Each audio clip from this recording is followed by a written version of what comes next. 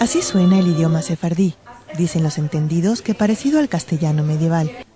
Esta lengua la hablaban los judíos que vivieron en España hasta finales del siglo XV, cuando fueron expulsados por los reyes católicos. Hoy el judeo español, como también se conoce al idioma, lo hablan solo unas 300.000 personas en todo el mundo, con una edad promedio que supera los 70 años.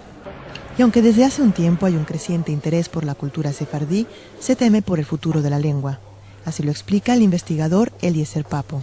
De punto de vista de una lengua étnica, no tiene ningún futuro. Quiere decir, los sefaradim nunca van a crear un sefardistán donde el judeo español convirtiera en una lengua nacional.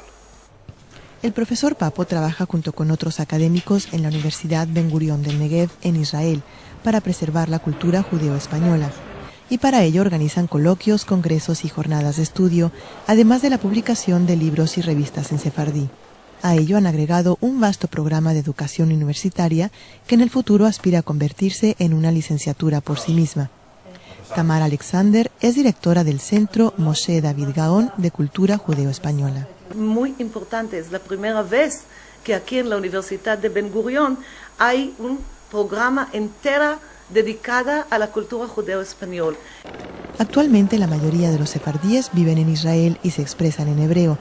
Y aunque si bien los académicos creen que el sefardí no volverá a ser lo que fue en su día, al menos hoy pueden contribuir a que la lengua se mantenga viva gracias a las aulas.